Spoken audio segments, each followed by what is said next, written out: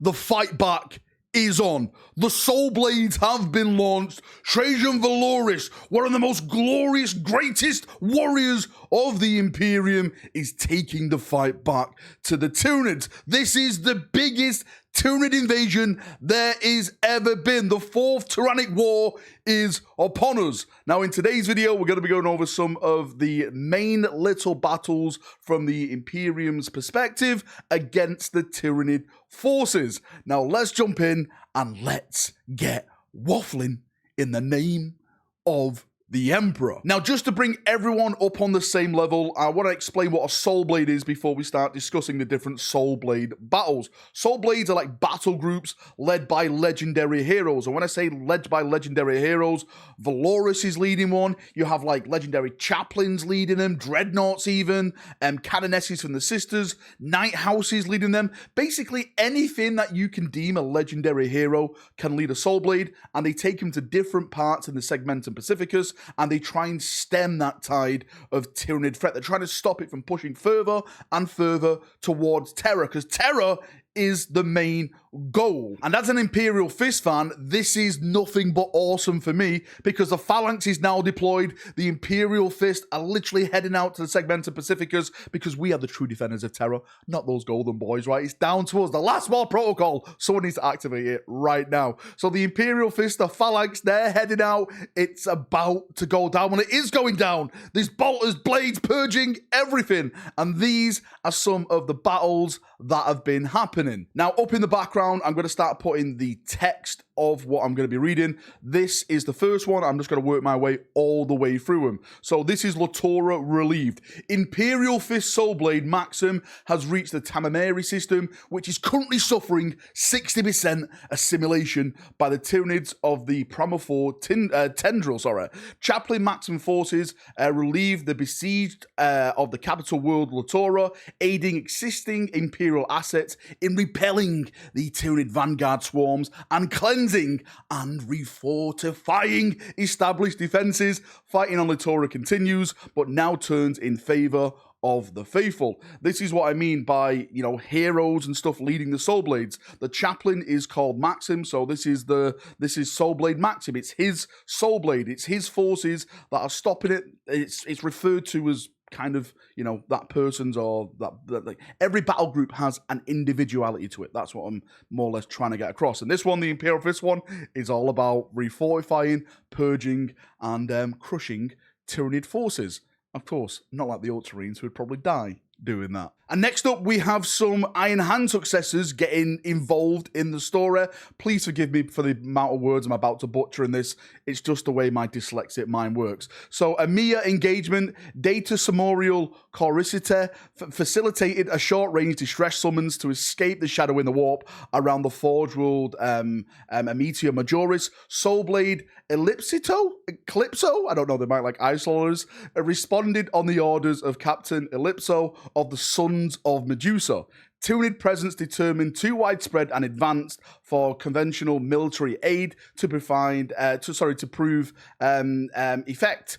Instead, key relics and senior tech magi evacuated from Amira Majoris aboard the strike cruiser War Dog. So basically, that is a planet lost. It's not all fun in the sun for the Imperial forces. The Sons of Medusa, you know, they're not Sons of Dawn, of course, could not be effective on that battlefield. So instead of wasting all their forces, instead of wasting their lives, they literally took the key relics, some key personnel from that planet, and literally just went off into the void and let the Tyranids consume that planet. The next battle is labeled Enemy of My Enemy, and this one sounds like a fun one, right? So it states Soulblade Vanda of House Terran and Soulblade ARTEMIA of the Silver Skulls chapter were operating in concert to purge the outlying worlds of the Icario cluster. Operation intended to dissuade the advance of the splinter of the Nautilian tendril through the region. Ground forces ambushed by a sudden and overwhelming subterranean Tyranid swarm while sweeping ruins of the Vale of Saint Iridor. Unlikely aid rendered by the Eldari identified as belonging to Ulfway and Iberiasil, am I saying that right? Sorry, Eldar players, arriving through portals of unknown nature and entering the battle alongside the Loyalist forces. Situation remains violent, and due to the proper degree of loathing for the nature of the Xenos exhibited by Soulblade forces, conflict is now a freeway in nature. Of course, leave it up to the Imperium to turn aid from another faction coming to your aid. Hey, we're here to help you. Wait. Stop blasting them all. They're all the same. They're all Xenos. So we're having a nice little freeway somewhere in the Segmenta Pacificus with House Terran, the Silver Skulls chapter, and the Eldar and the Tyranids.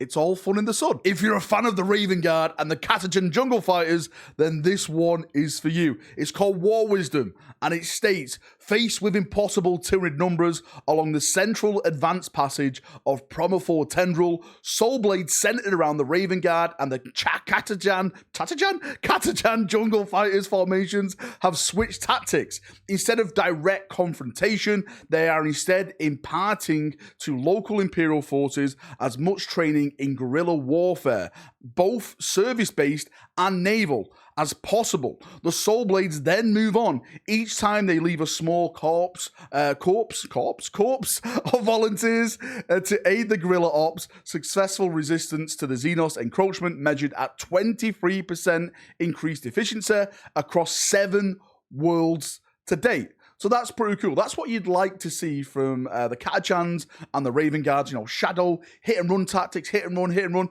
There's no point in taking on a Tyranid force if there's only a small number of you, if you haven't really got the forces and the ammunition and the tanks and everything like that. So what they're doing is just hit and run tactics, as you expect from the Raven Guard, and the Catachan Jungle Fighters are just being Catachan Jungle Fighters. They're literally just going in there with a nice big dagger, and they're just stabbing things in the head, as you expect them to do. Awesome stuff. Love seeing stuff like that. Next up is one of my favorite ones, and it's called Purging Flame, because this is so Imperial Guard. This is so Imperiumish.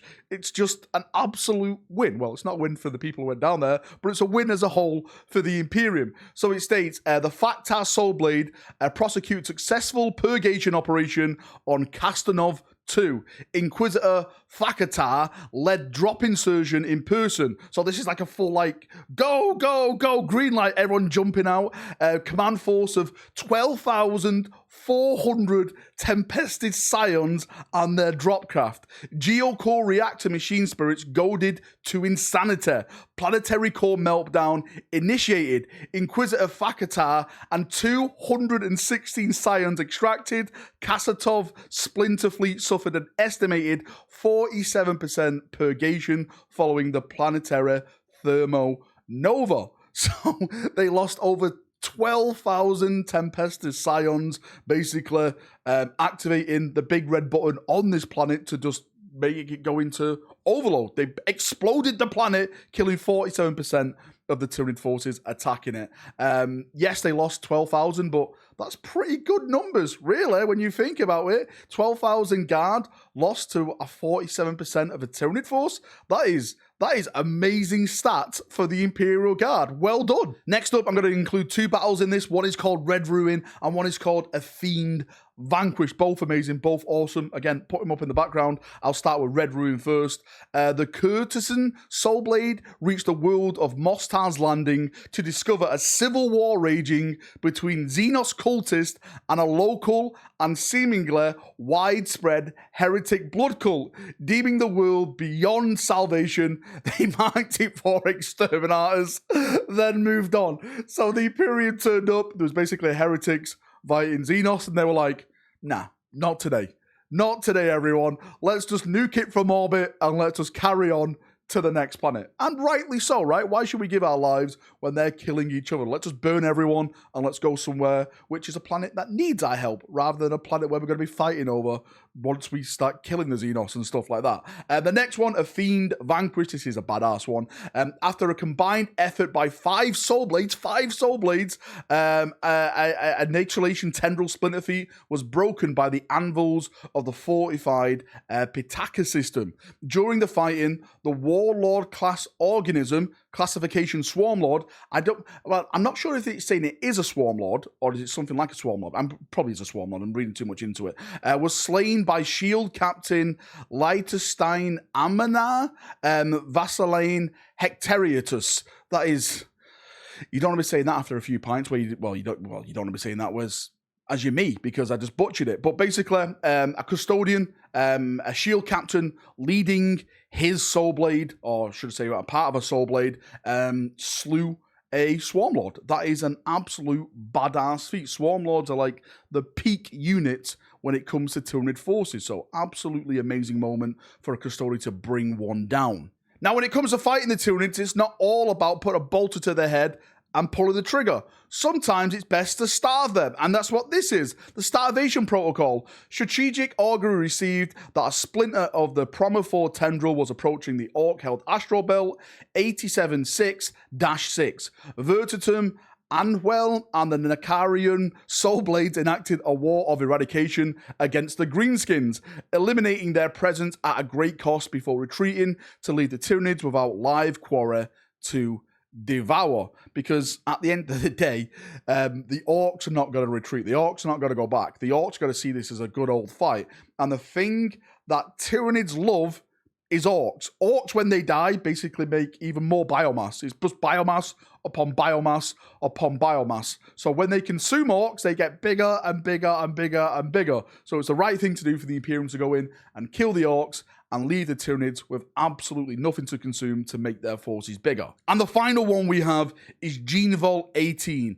And we're finishing where we started, with the glorious Imperial Fist. So it states here, the Imperial Fist Soulblade Landorus effected an emergency combat landing on the Tyranid-infested world of Rasport. In a series of armored strikes, they opened a route to the Fortress of Gold, hence secured the vaults beneath the blazing structures. They are understood to have safely recovered the substantial reserve of Gene Seed, though it is unclear which chapter it belongs to. Wait, hang on.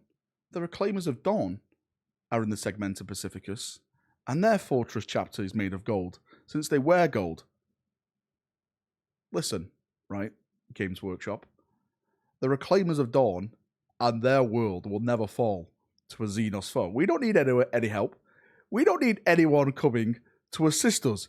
You keep your dirty little paws off my chapter. Just kidding. Of course, it's not my chapter. It could be cool, though, but it's not. But that's cool. That's a really, really cool extract. The Imperial Fist going in there, fighting, and helping another chapter, you know, with their gene stocks. Because once a gene seed's gone, that chapter is basically dead. So the Imperial Fist, once again, proving that they are the true heroes of the Imperium, not the Ultramarines. We should be the poster boys. Let's start getting these new Space Marine boxes painted in yellow, not blue, because that is what the cool kids really want to play. And I'm going to leave the video there. Thank you for coming. Thank you for watching Chaperonios. If you've got any thoughts, feedback, anything like that, post it down below. We can have a nice little talk. I'm going to start doing a bunch of new lore videos now this week, next week, all the way building up to the launch of 10th edition, all with this new lore from the new 10th edition 40k core rulebook. There's a bunch of awesome stuff in there. Again, thank you for coming. Thank you for watching. See ya. Have a great day, and